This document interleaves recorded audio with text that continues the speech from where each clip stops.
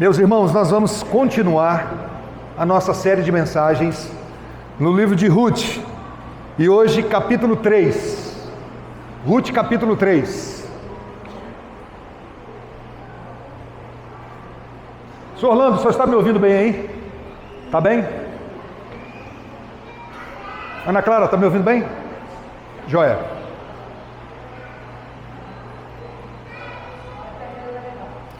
Ruth, capítulo 3. Mantenha sua Bíblia aberta em Ruth, capítulo 3.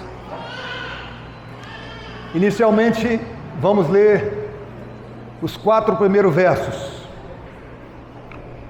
Ruth 3, 1 a 4. Melhorou muito. Obrigado, Valdir. Porque eu acho que o retorno está um pouquinho baixo hoje. Ah, então é isso. Vamos ler com fé a palavra de Deus.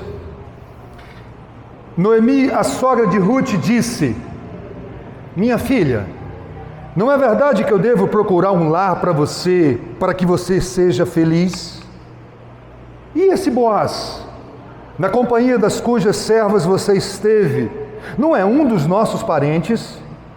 Eis que esta noite ele estará limpando a cevada na eira. Lave-se, ponha perfume, vista sua melhor roupa e vá até a eira. Mas não deixe que ele perceba que você está ali, até que ele tenha acabado de comer e beber. Quando ele for dormir, repare bem o lugar onde ele vai se deitar.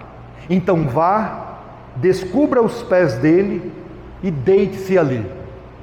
Ele lhe dirá o que você deve fazer. Vamos orar?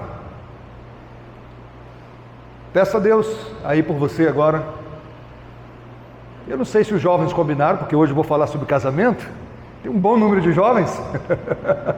Coisa boa. Peça a Deus por sua vida.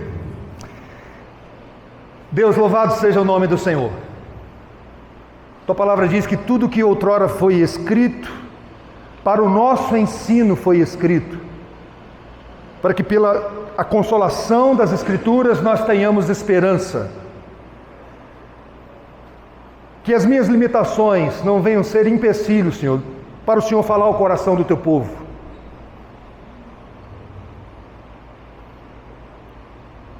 O teu Espírito é poderoso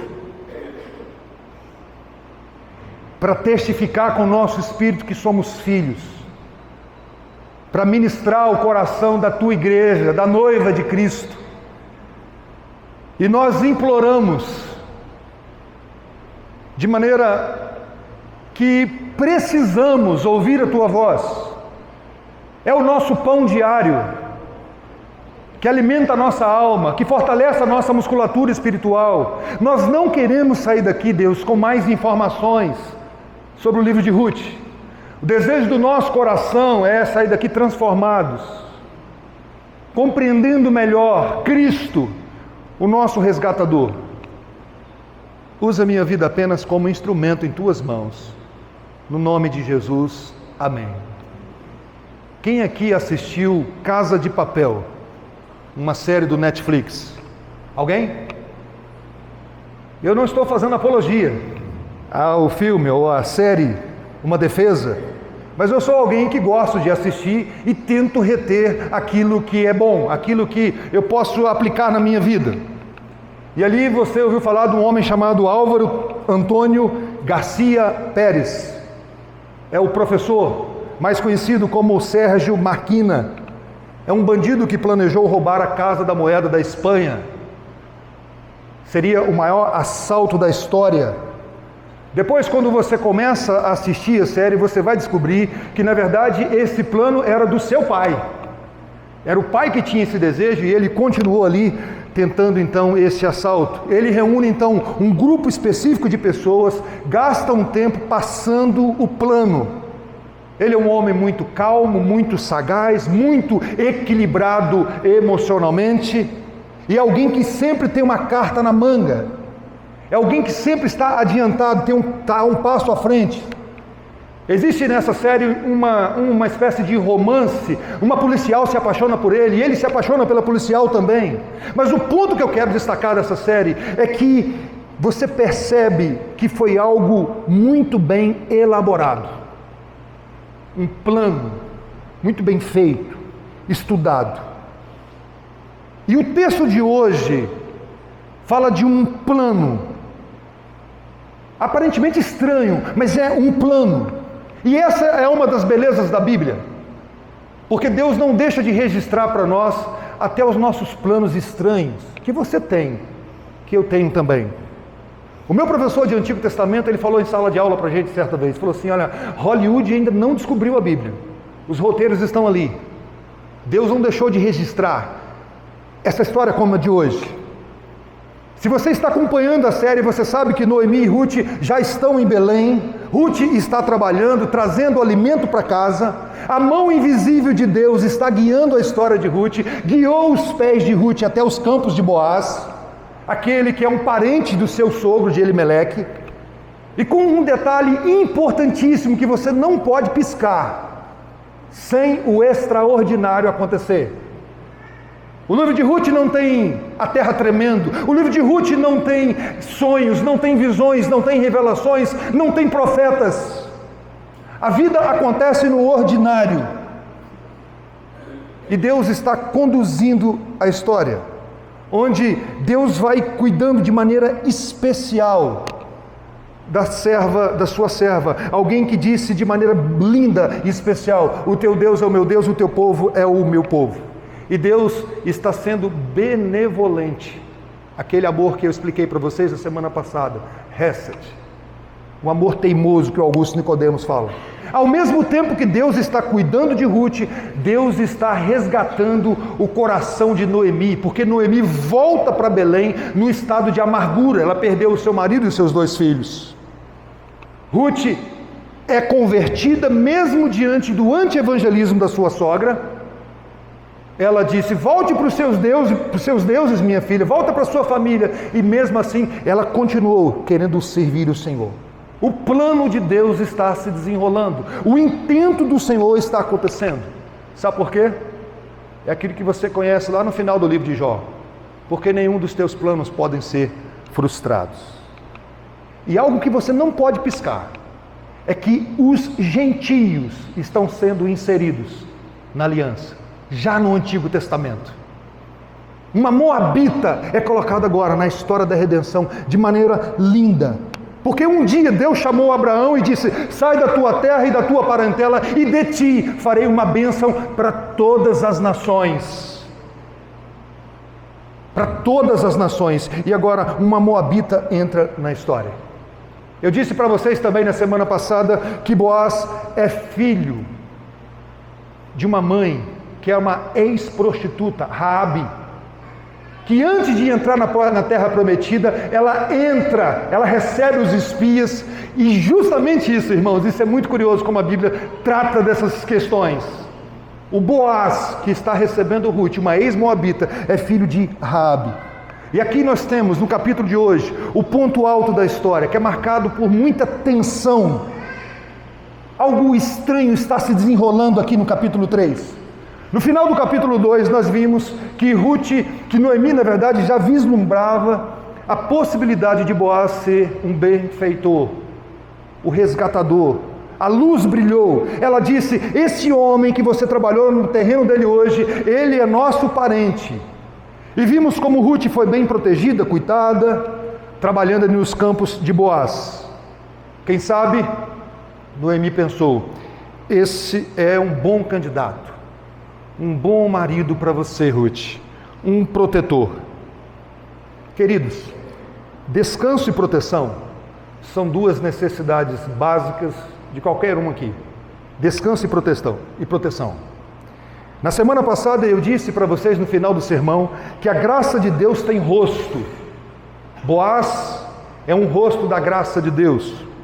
Irmãos, a igreja é um rosto da graça de Deus, mas o rosto humano da graça de Deus é Jesus Cristo. Nós terminamos assim na semana passada. E o Warren Wiersbe, ele diz algo muito bonito. Projeta, por favor. O livro de Ruth é muito mais do que o relato do casamento de uma estrangeira rejeitada com um israelita respeitado. Também é um retrato do relacionamento de Cristo e sua igreja. Esse é o ponto. Você não deve sair daqui, sair dessa série pensando assim, eu quero ler sobre casamento, vou ler o livro de Ruth. Porque essa não é a mensagem central. É mostrar Cristo e a igreja, o amor benevolente. O Cristo que disse, eu edificarei a minha igreja e as portas do inferno não prevalecerão contra ela.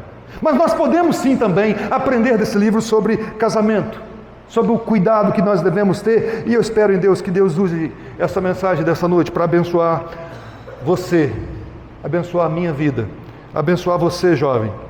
Já se passaram 3 meses do início da colheita. Ruth está ali, morando com Noemi. Boaz não fala nada, tudo quieto. Na maior parte dos 2 primeiros capítulos, Noemi está preocupada somente com uma pessoa, com ela mesma. Ela se fechou, consumida pela tristeza e pela amargura. Nem mesmo o fervoroso compromisso de Ruth, dizendo, eu estou com você até morrer, tocou o coração de Noemi, o coração gelado, insensível, o coração duro. E Deus está usando Boaz e Ruth para quebrar a dureza do coração de Noemi, para tratar o coração dela. E porque o seu coração já começou a ser resgatado, surge uma preocupação, e é assim que Deus faz com a gente. Quando Deus começa a trabalhar no nosso coração, nós começamos a ficar preocupados com o próximo. E ela olha para Ruth e diz assim, filha, você precisa de proteção e de cuidado. Não é verdade que eu devo procurar um lar para você? Ruth saiu da sua casa, saiu da sua terra e da sua parentela. Quem saiu um dia da sua terra e da sua parentela? Quem que você lembra? Abraão. E agora a nossa querida Noemi está preocupada porque Ruth está ali já 3 meses aproximadamente em Belém, sem marido, trabalhando no campo dos outros, sem nenhuma perspectiva, porque a Noemi não tinha esperança de casar novamente, de ter filhos. E começa a surgir então um plano na sua cabeça. Ela não sabia que os pensamentos de Deus são mais altos que os nossos pensamentos. Ela não imaginava que, na verdade, o que Deus já tinha traçado para a vida delas. Deus já estava trabalhando. Ruth precisando de um lar, de um abrigo. No capítulo 1, a preocupação de Noemi já estava demonstrada. Volte para sua casa, minha filha. Você vai ser cuidada lá com a sua família. Mas Deus já está aqui trabalhando. E no hebraico aqui é o seguinte, eu preciso arrumar um lar, um descanso para você, Ruth. Você está precisando de alguém que te proteja. A pergunta é, irmãos, quem em Belém iria fornecer um lugar de descanso para uma moabita? Quem iria se casar com Ruth? Como seria, aos olhos da sociedade, um casamento com alguém que a origem foi de uma filha que deitou com o próprio pai? Mesmo crendo em Deus, como seria isso aos olhos dos moralistas? Como seria? Ter filhos com uma mulher que tem a origem de um relacionamento de um incesto.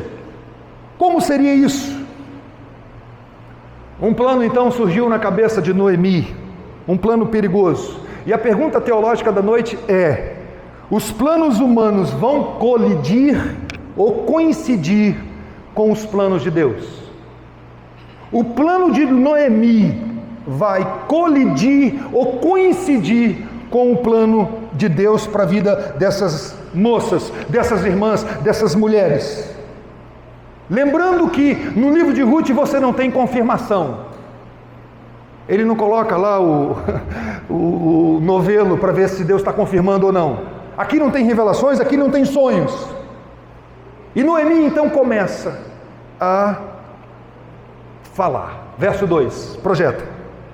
E esse Boaz, da companhia de cujas servas você esteve, não é um dos nossos parentes?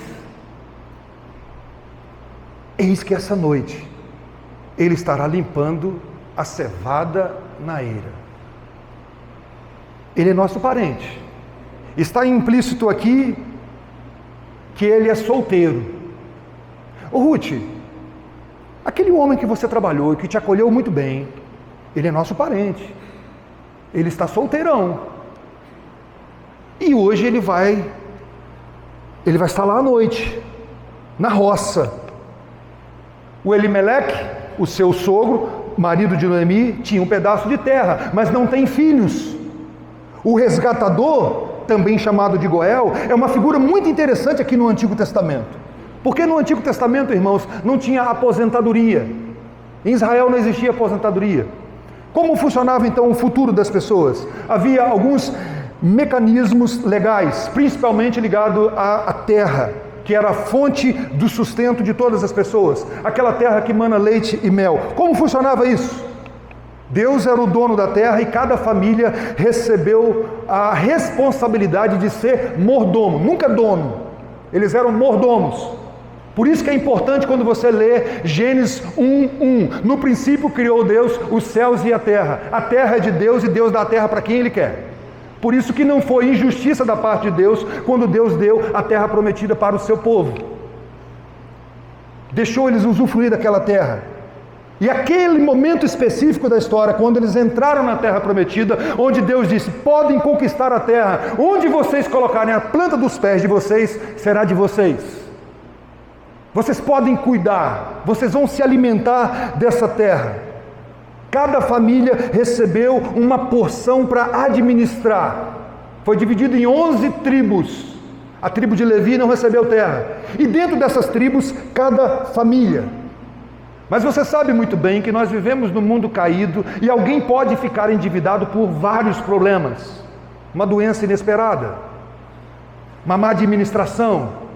E quando alguém ficava numa situação difícil, o que essa pessoa fazia? Ela vendia a terra ou ela arrendava a terra. Mas havia dois princípios que regulamentavam essas relações econômicas em Israel. Primeiro, não havia transferência definitiva de posses da terra. Você não poderia vender sua terra de maneira definitiva. As relações de compra e venda nas terras tinham um ponto de referencial, que era o jubileu, um ano. A cada 50 anos, a terra voltava para a família de origem. Aquela família que entrou na terra prometida. A cada 50 anos, alguém pode ter feito uma besteira, perdeu o direito de usufruir, 50 anos, zerava tudo, você recebia aquele mesmo tanto de terra novamente. E o ciclo de venda da terra, ele era regulado pelo jubileu.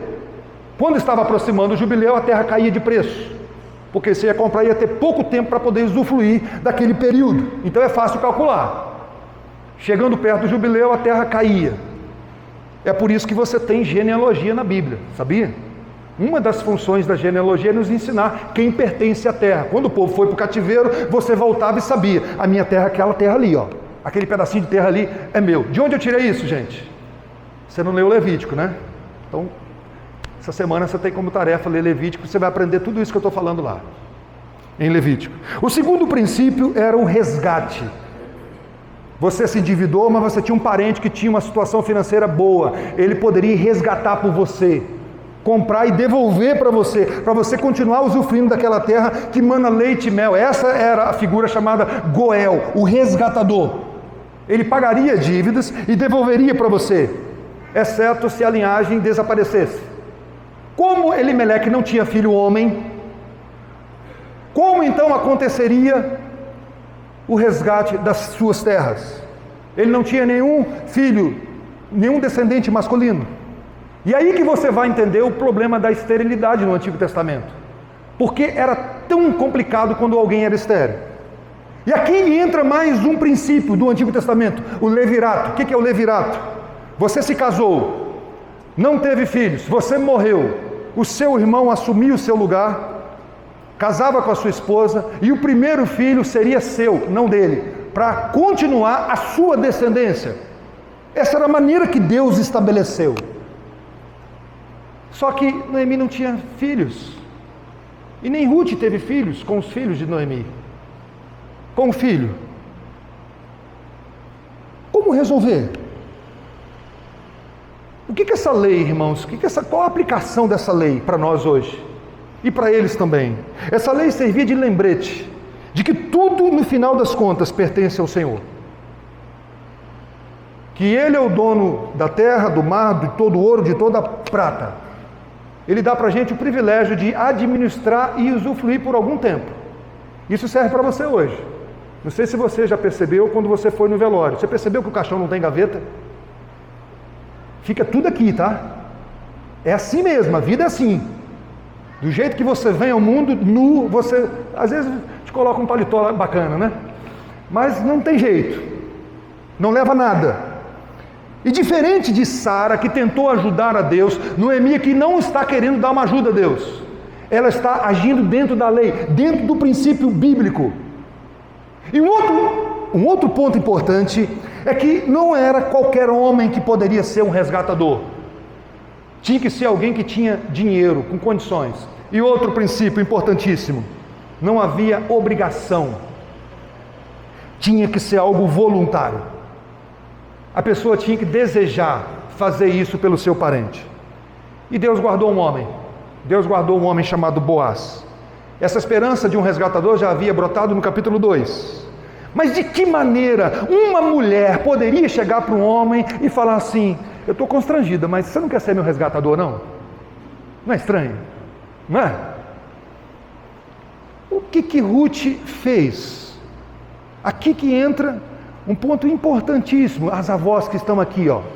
As mulheres mais idosas ensina as mais novas a amar os seus maridos. Não tem isso lá em Tito? Noemi, como uma mulher mais experimentada, cadê a Juliana? Está aí? Ela não gosta que eu fale assim, não. Uma mulher mais experiente, ela chama Ruth e diz assim: filha, e o Boaz? Não pisquem agora. Jovem, você que está aqui procurando uma namorada, um namorado, um marido, um Boaz ou uma Ruth, olha as dicas. Verso 3 e 4. Lave-se. Toma banho. Ponha perfume. Vista sua melhor roupa e vá até a eira. Mas não deixe que ele perceba que você está ali, até que ele tenha acabado de comer e beber. Quando ele for dormir, repare bem o lugar onde ele vai se deitar. Então vá, descubra os pés dele e deite-se ali. E ele dirá o que você tem que fazer. Estranho, né, gente? Para estar na Bíblia, não? Fala a verdade.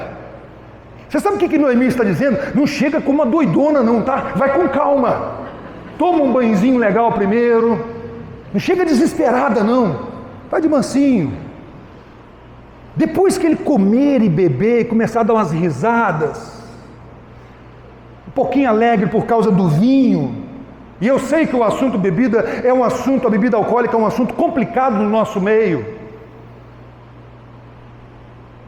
é um assunto difícil, mas não tem como você falar que a bebida no Antigo Testamento não tinha álcool, senão não faria sentido quando Paulo diz assim: e não vos embriagueis com vinho, no qual há dissolução, mas enchei-vos do Espírito. A Bíblia condena sim, irmãos, a embriaguez. A Bíblia fala sim sobre o escândalo. E para algumas pessoas é pecado sim. Porque ela se torna um Deus, um Senhor. É ela que manda em você. E quando a bebida manda em você, é pecado. Claro isso? Posso seguir? Vamos caminhar? Olha os detalhes. Gente, estou até assustado. Tome um banho. Os detalhes. Coloca a melhor roupa. Em outras palavras, vá a um salão de beleza. No português bem claro mesmo, ela falou assim: minha filha, demonstra para ele que você quer casamento. Dá a ideia, dá a dica para ele. Boaz iria dormir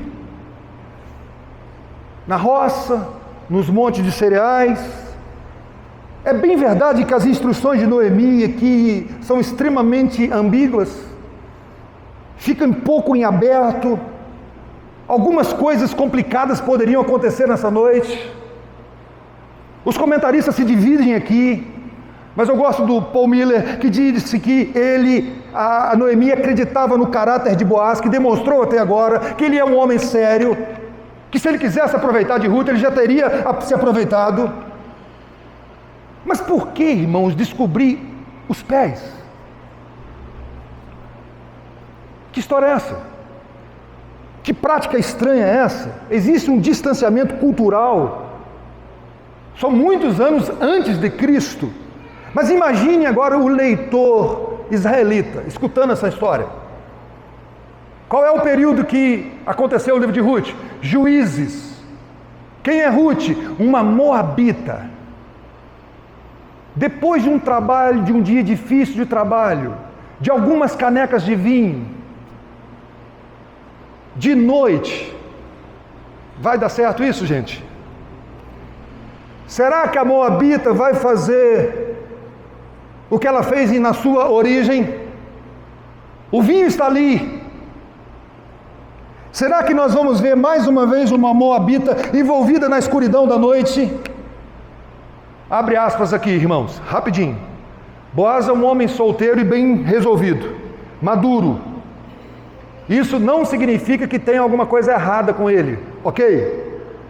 Nenhum momento o texto mostra que Boaz está desesperado procurando um casamento.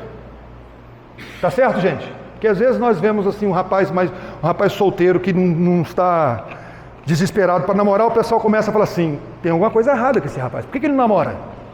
Não tem nada de errado. A vida está seguindo. A pergunta é, Ruth vai seguir os conselhos de Noemi? Ela vai se vestir, ela vai colocar a melhor roupa, ela vai tomar um banho legal e vai se esconder e esperar o momento certo para agir? Sim ou não? Versos 5 e 6. Acompanhe comigo. Ruth respondeu, vou fazer tudo isso que a senhora está me dizendo. Então Ruth foi paeira e fez conforme tudo que sua sogra lhe havia ordenado. Parece novela da Rede Globo, não, gente? Ela foi. Está quietinha. Talvez nervosa. A mão suando. Mas ela não sabia o que Deus havia traçado para a sua vida. Ela não sabia da genealogia de Jesus Cristo, Mateus capítulo 1, onde o seu nome entra para a história da redenção. Ruth foi colocando a sua reputação, a sua segurança em perigo. Para nós é tranquilo, irmãos, porque nós temos o quadro todo, mas Ruth não tinha. Mas apesar de ser arriscado o que Ruth está fazendo, ela está agindo dentro da lei. Tudo isso em harmonia com a lei de Deus. Não estão aqui procurando atalhos. Porque a história da redenção ocorre dentro do contexto da história comum. E olha o que o Sproul diz, que eu acho muito bonito o que o Sproul diz aqui. Na história da redenção, o eterno atravessa o temporal. A eternidade encontra-se com o tempo. O infinito toca o finito. Uma vez que os dois planos se tocam, não é apropriado considerá-los em termos de descontinuidade radical. Louvado seja Deus que na nossa história existem as intervenções do Senhor, os beijos do céu na terra, o verbo que se fez carne, a ação sobrenatural de Deus nas nossas vidas. Louvado seja Deus que se você é um convertido, é porque Deus invadiu a sua vida, abriu o seu coração. Deus está agindo com naturalidade, onde cada peça ele coloca de maneira específica desse jogo de xadrez. Nada fugiu do controle do Senhor, tudo está acontecendo conforme foi planejado. E Ruth está indo fazer algo que é contracultural, na verdade, por várias razões. A diferença de idade. O texto dá a entender que Ruth era bem mais nova do que Boaz. A posição social, ele é um homem de posses. Terceiro, ela é uma moabita. Uma moabita não era uma pessoa benquista. E quarto, uma mulher fazendo pedido de casamento. Até hoje é meio estranho. Não estou falando que é errado não, tá, gente? Mas até hoje é meio estranho. Nós estamos acostumados ao homem lá, pegar, né? Você não quer casar comigo? Não quer? O que vai sair disso, gente? Segue comigo aqui para o cenário principal, verso 7. Quando Boaz terminou de comer e beber, e já estava de coração tanto alegre, foi deitar-se ao pé de um monte de cereais. Então Ruth chegou de mansinho, descobriu os pés dele e se deitou. Tente imaginar a cena, mas cuidado com a sua cabeça poluída aí. Ela chega de mansinho,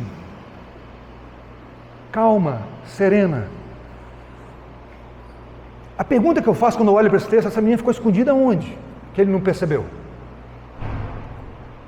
A festa já tinha, aquele momento ele já tinha acabado. Depois de comer, barriga cheia, o coração alegre, na presença de Deus, ele é um servo do Deus vivo. Boaz se deitou. E antes que você pense besteira, ela não tocou nele. Mas que história é essa de descobrir os pés? O que significa isso? Quem aqui sente frio nos pés? Nesse tempo frio? Ninguém? É só isso, gente. É só para sentir frio e acordar. Tem nada de errado aqui. Ele estava ali dormindo com o manto, ela pegou e puxou e ficou pertinho do pé dele. Ele sentiu frio e acordou, só isso. Entenderam? Que frio. Aí ele acorda, tem uma mulher nos seus pés. Ele leva um susto. Como essa mulher entrou aqui? A pergunta que eu faço para o texto é: por que Ruth não chegou assim direto e reto e diz assim: Boaz, eu estou doida para casar com você. Vou te falar a verdade, eu não aguento mais. Por que ela seguiu o conselho de ser discreta? Preconceito, não?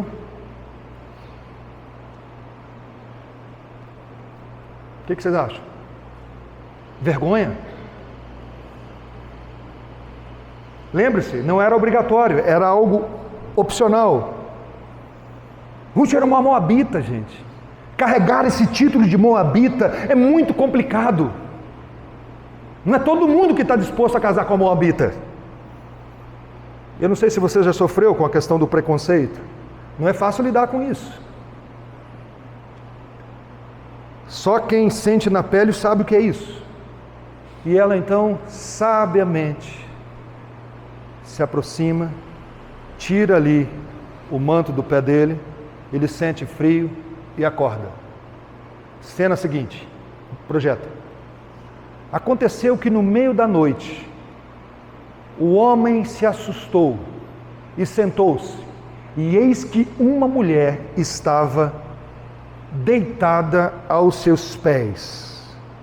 Vocês perceberam que o Espírito Santo aqui tirou o nome dos personagens?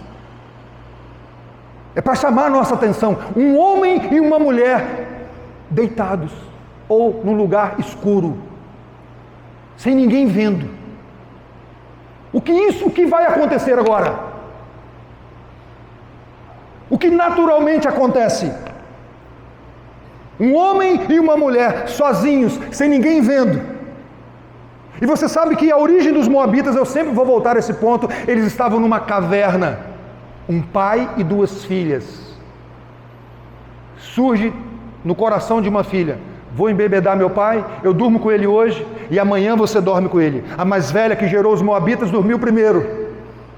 E aqui a cena se repete. Um homem e uma mulher num local escuro, e vinho estava ali, a bebida alcoólica estava ali. A linguagem aqui é sugestiva e serve para dois propósitos. Primeiro, chamar a nossa atenção, causar suspense. Segundo, a ideia de um teste. Será que Boaz é esse homem mesmo? Esse homem que a Bíblia está apresentando até agora, de caráter, onde ele tem uma oportunidade de uma serva estar aos seus pés, sozinha, desprotegida. Ele não vai aproveitar da fraqueza dessa menina? Verso 9. Boaz perguntou: quem é você? Ela respondeu: sou Ruth, a sua serva. Estenda a sua capa sobre a sua serva, porque o Senhor é o resgatador. Quem é você? Não tem lanterna? Não tem como apertar ali a tomada? Quem é essa mulher que está aqui? Eu sou Ruth, a sua serva. O que aconteceu? Estenda a sua capa sobre mim. A palavra hebraica aqui é: coloque as suas asas, me cobre com suas asas. Sabe o que o Ruth está falando aqui, irmãos? Você é um parente nosso, nós temos terras, mas os homens morreram. Me cubra com as suas asas, seja um instrumento de Deus na minha vida. Seja você, Boaz, a resposta da oração que você fez por mim naquele dia. Lembra que ele orou por ela? Seja você a resposta. Que as asas de Deus, use as tuas asas para me suprir, para me proteger, para me guardar, sem rodeios. Boaz, casa-se comigo. Eu não estou toda arrumadinha aqui à toa, não. Eu estou pronta. E se você quiser, case-se comigo. Sabe o que é assustador nesse texto, irmãos? É a motivação de Ruth. Isso, no fundo, beneficiava, sabe quem? Noemi, a sua sogra. Porque a terra era dela, do marido dela. Enquanto Noemi quer arrumar um marido para Ruth, Ruth quer arrumar um neto para Noemi. E eu tenho falado para vocês, e hoje falei pela manhã de novo, que o amor não busca os seus próprios interesses. Ruth então se despiu, mas muito mais do que de roupas, diante de Boaz, mas mostrando para Boaz a verdadeira intenção do seu coração: seja o nosso resgatador. Você é um parente do meu sogro. Pergunto para você que está aqui: você se casaria com uma Ruth convertida? Você homem, você jovem. Ela não tem uma boa família, tá? Vou te avisar antes. A família dela não é, como nós falamos, boa. É uma família manchada por um incesto. Você, pai que está aqui, você deixaria o seu filho casar com uma Ruth convertida? Você, mãe que está aqui, você aconselharia o seu filho a se casar com uma mulher mais nova, bem mais nova do que o seu filho, mas convertida, serva do Deus vivo, que ama a Deus e ama o povo de Deus? Emílio Garófalo, que é um dos pregadores que eu mais gosto, diz assim: o povo de Deus tolamente coloca barreiras onde Deus não coloca. Uma delas é quando a diferença de idade entre os cônjuges. Claro que há dificuldades advindas de grande distância de anos, mas não há imposição bíblica de que os cônjuges tenham no máximo 5 ou 10 anos de diferença de idade. As dificuldades vão vir, como vem também da mesma idade. Eu lembro dos especialistas em casamento, aquelas apostilas que a gente comprava antigamente, que dizia o seguinte: se você é médico, você tem que casar com uma médica, não importa se é cristão ou não, mas tem que ser da mesma profissão. Onde está isso na Bíblia? Ruth não é de uma boa família, mas ela é uma convertida. E aí, isso faz diferença para você? Você jovem que procura uma esposa, você que procura um marido, é importante se a pessoa é convertida ou não? Boaz ficou feliz com a escolha de Ruth, porque ela não foi atrás de um homem jovem, fosse rico ou pobre. Verso 10, acompanhe comigo. Boaz respondeu: que você seja bendita do Senhor, minha filha. Você se mostrou mais bondosa agora do que no passado, pois não foi procurar um homem mais jovem, fosse rico ou fosse pobre. O que Ruth está pedindo para Boaz, embora não houvesse obrigação, é que ele agisse conforme o espírito da lei. Você não tem obrigação, Boaz, mas case-se comigo. Verso 11: e agora, minha filha, não tenha medo, porque você falou, o que você falou eu vou fazer, porque todo o povo da cidade sabe que você é uma mulher, o que, gente? O quê? Virtuosa. Como termina Provérbios 31? Mulher virtuosa, quem a achará? Aí o livro de Ruth apresenta para a gente. Só que apresenta para a gente uma moabita. Eis uma mulher virtuosa, convertida, que ama Deus e ama o povo de Deus. E Boaz, como alguém que aponta para Cristo, a primeira coisa que ele faz é: não tenha medo, filha. Não tenha medo. Mas como Ruth conseguiu essa reputação entre o povo de Belém, gente, de ser chamada mulher virtuosa? O Yaim nos ajuda. Projeta. Ela não ganhou uma reputação tentando aparecer, gabando-se de si mesma. Em vez disso, ela se fez serva de Noemi e trabalhou sem reclamar no calor da colheita para ajudar sua sogra a sobreviver. Essa humilde devoção ao dever não ficou imperceptível às pessoas. Todos sabiam da fama de Ruth, do cuidado de Ruth com a sua sogra. Foi servindo que ela ganhou essa reputação. Parece que o casamento vai acontecer agora, não parece? O homem está disposto, reconhece, e o piano já começa tan, tan, tan, tan. E aí surge um problema. Tem outro resgatador, que é mais próximo do que Boaz. Agora que a brincadeira está ficando boa.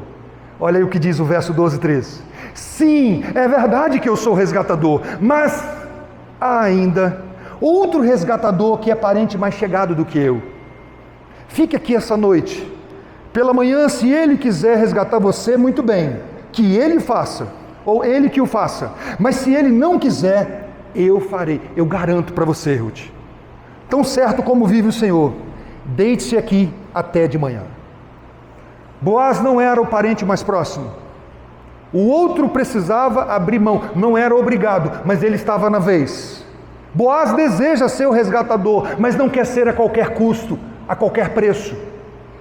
Ele não está disposto a matar o homem para casar com Ruth, fazer algo errado para acontecer o que ele planeja. Ele quer resgatar, mas quer seguir a ordem das coisas. O outro tem o direito. De manhã, eu vou conversar com ele. Vocês acham que eles dormiram essa noite? Esperando o dia amanhecer para ter essa conversa. E Ruth, imagine o coração de Ruth. Verso 14 e 15. Ruth ficou deitada aos pés dele até de manhã. Mas levantou-se enquanto ainda estava escuro, porque Boaz disse: que ninguém saiba que uma mulher veio até a eira. Disse mais: traga o manto que você está usando e segure-o. Ela o segurou e ele o encheu de 6 medidas de cevada e o pôs sobre os ombros dela. Então ela voltou para a cidade. De manhã, antes de manchar a reputação de Ruth, ele foi cuidadoso. Minha filha, não deixa o dia amanhecer, as pessoas vão ver você saindo daqui e vão falar mal de você. Ei, jovem, você preocupa em proteger aquela pessoa que você está paquerando? Ou você sai por aí falando mal dela, quando ela não te dá bola? Na minha época era assim. A gente terminava e descia lenha para os colegas. Era assim que a gente fazia. Aí depois a gente voltava para aquela pessoa e a cara da gente ficava desse tamanho. Não é assim? A preocupação de Boaz com a reputação de Ruth. Mas você não vá de mãos vazias. Você vai levar alimento, você vai voltar para casa. Entre 20 e 40 quilos de comida. E como um cavalheiro, ele colocou a comida nos ombros dela. Não disse para ela, pega aí, leva. Não. Pôs sobre os ombros dela, então ela voltou para a cidade. O capítulo 3 termina de modo parecido com o capítulo 2. Ruth voltando para casa para compartilhar as boas novas com Noemi. Mesmo sabendo da possibilidade de não rolar um casamento, ele se preocupou com as necessidades de Ruth. E agora vamos para casa junto com Ruth, levar a boa notícia para Noemi. Acompanhe comigo os últimos versos. Quando chegou à casa de sua sogra, essa lhe perguntou: como se passaram as coisas, minha filha? E Ruth lhe contou tudo o que aquele homem tinha feito por ela. E disse ainda: ele me deu essas 6 medidas de cevada e me disse: não volte para sua sogra sem nada. Então Noemi disse: olha, Noemi diferente agora, perceba isso. Espere, minha filha, até que você saiba em que darão as coisas, porque aquele homem não descansará enquanto não resolver esse caso ainda hoje. Aqui já encontramos uma Ruth diferente, preocupada, uma Noemi preocupada com Ruth. O que está acontecendo lá, hein? Ela volta: tudo bem, minha filha, deixa eu tranquilizar o seu coração. Esse homem não vai descansar, fique em paz. O que ela está dizendo? Nós já agimos, já fizemos o que deveria ser feito, agora vamos descansar no Senhor. Mais uma vez aqui a soberania de Deus e a responsabilidade. Eu não sei se você conseguiu perceber um contraste aqui. Quando Noemi chegou em Belém, ela disse: eu fui cheia, agora eu voltei vazia. Boaz manda o suficiente para encher Noemi. Deus está trabalhando e resgatando o coração de Noemi. Noemi começou no capítulo dizendo que buscará descansos para Ruth. E termina dizendo que Boaz não descansará enquanto não cuidar dela. E aí? Será que nós seremos convidados para essa festa de casamento? Serão as cenas dos próximos capítulos. Vamos terminar com algumas aplicações para nós hoje. Primeiro, irmãos, a verdadeira história de amor nesse livro não é acerca de Boaz e Ruth. A verdadeira história de amor está acontecendo nos bastidores. É o amor teimoso, quem insistiu em nos amar desde o Éden, quando ele tinha direito de abandonar a humanidade, acabar ali. É esse amor que, apesar da sua história de séculos de teimosia, de idolatria, ele suportou pacientemente. É o amor que não busca o seu próprio interesse. Esse amor que faz o sol brilhar e a chuva cair. Esse amor que assumiu a forma total na vinda de Jesus Cristo. O amor dele que nos levou muito além dos montes de cereais à meia-noite. É o seu amor que deixou a glória do céu e desceu para servir como um servo sofredor, que levou Cristo a nascer como um frágil bebê que não tinha hospedagem em Belém. Esse amor que conduziu Cristo todos os dias em direção à cruz do Calvário, e lá em meio às trevas mais densas do que qualquer meia-noite, ele se ofereceu pelos nossos pecados, pela noiva. Lá ele foi abandonado pelo Pai. Não foi uma aventura, mas ele se entregou. Jesus não tinha obrigação. Eu pergunto para você, você conhece esse amor? Se você sair daqui nessa noite impressionado com Boaz, eu não preguei o Evangelho para você. O que você precisa sair daqui nessa noite é impressionado com o amor de Deus por você revelado em Cristo. E é esse tipo de amor que nós procuramos a vida inteira e que procuramos nos relacionamentos horizontais. É o amor que um filho não pode te dar. É o amor que uma esposa não pode te dar. É o amor que um emprego não pode te dar, não pode satisfazer, que só é encontrado em Jesus Cristo, nos braços dele, o nosso verdadeiro resgatador. E para ser o nosso Goel, ele se fez carne e habitou entre nós, viveu a nossa vida, morreu a nossa morte, se entregou por amor. Como vimos pela manhã, ele não gritou na cruz: eu amo vocês, mas ele se ofereceu por nós. Você já compreendeu o amor de Deus em Cristo? Segunda aplicação: o Evangelho produz humildade. Nós não podemos trabalhar para a nossa salvação. Podemos até mesmo nos vestir, nos arrumar, podemos ter uma boa fama na praça, mas o Senhor conhece o nosso coração.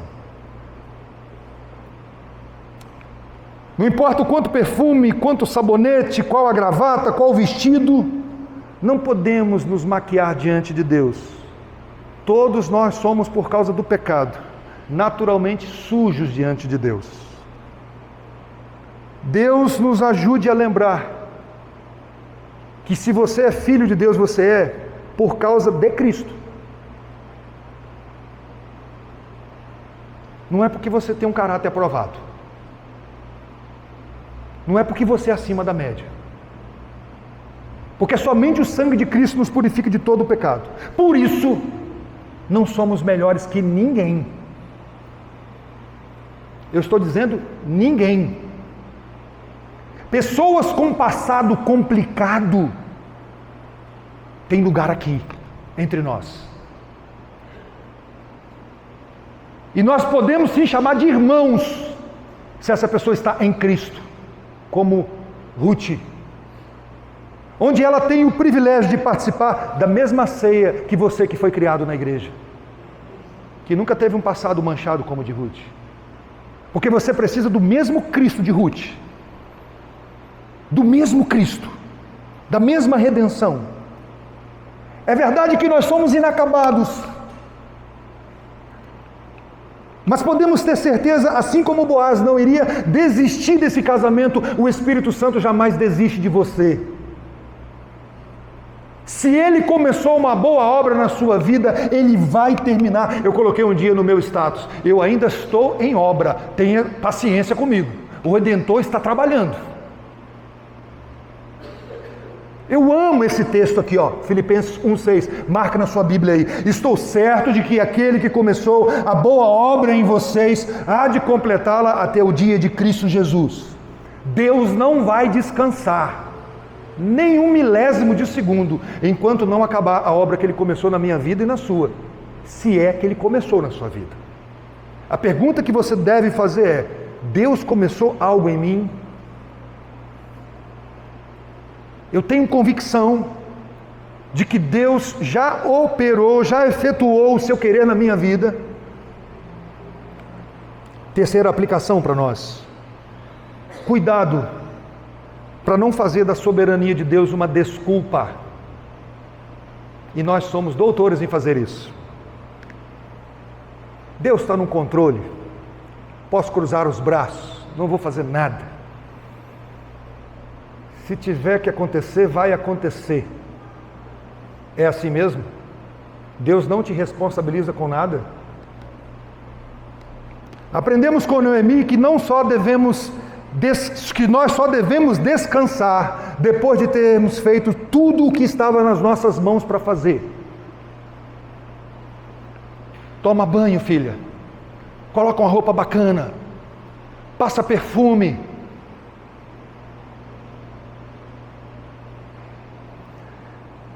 Olha o que esse autor diz.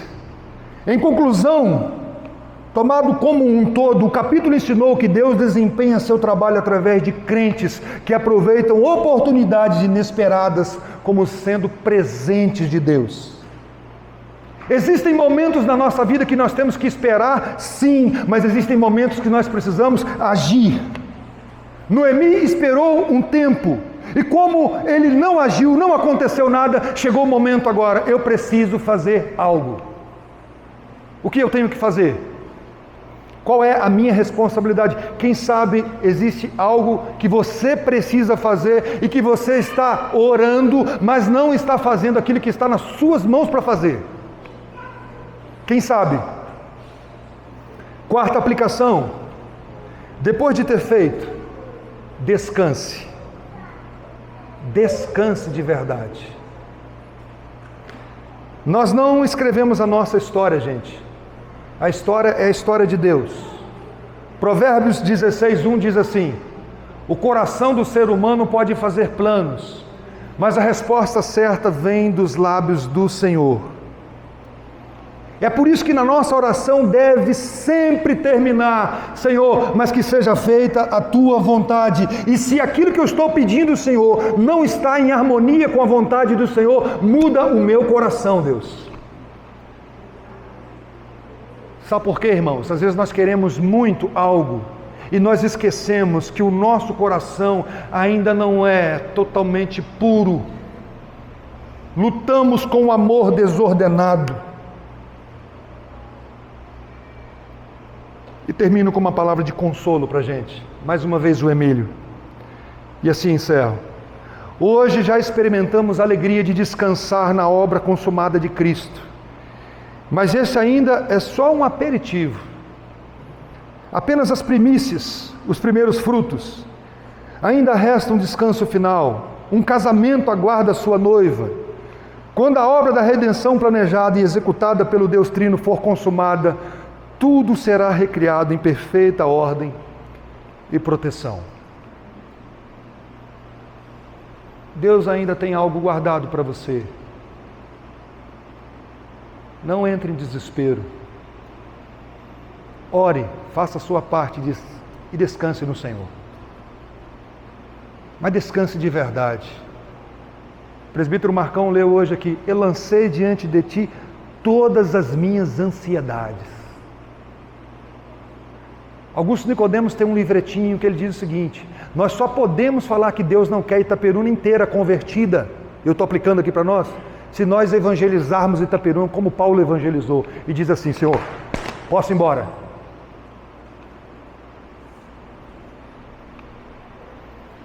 Filipenses vai falar como a gente deve lidar com as nossas ansiedades. Para não ficar ansioso com nada, diz Filipenses, coloque tudo diante de Deus. Você só tem direito de falar assim, não é da vontade de Deus, quando você terminou de colocar tudo, absolutamente tudo diante do Senhor. Depois que você colocar tudo diante do Senhor, descanse. Durma em paz. Amém? Vamos orar? Se você pudesse colocar de pé, vamos falar com Deus.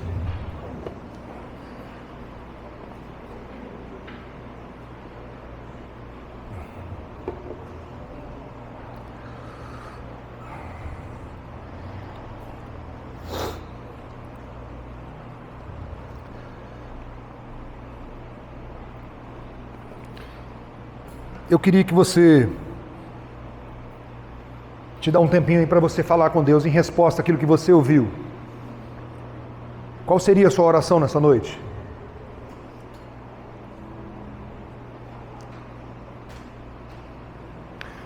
Deus soberano, aqui o teu povo ora nessa hora. Coloca diante de ti as nossas preocupações, as nossas ansiedades. Queremos derramar o nosso coração diante do Senhor. Reconhecemos nossas falhas, nossas fragilidades, nosso pecado, a nossa falta de sabedoria, a nossa falta de paciência e confiança no Senhor. E queremos suplicar, Deus, a ajuda do alto, o poder do Teu Santo Espírito, onde acontece a ação sobrenatural do Senhor no mais íntimo do nosso ser, produzindo a paz que excede todo entendimento. Queremos colocar a nossa semana diante do Senhor, se ela nos pertencer, Deus, que seja uma semana abençoada, guardada, dirigida pelo Senhor, onde nós possamos ver claramente o Senhor guiando os nossos passos, e naqueles momentos de dúvida, de perguntas profundas no coração, nos ajude a confiar verdadeiramente no Senhor. Nos momentos de teimosia, de dureza, Deus visita-nos com a graça do arrependimento. Se tem algo que nós estamos fazendo, Deus, que não está em harmonia com o querer do Senhor, muda o nosso coração nessa noite. Assim como Moisés orou ao Senhor um dia, Deus, não nos faça sair desse lugar se a Tua presença não for conosco. No nome e para a glória de Jesus. Amém. Vamos louvar ao Senhor, irmãos.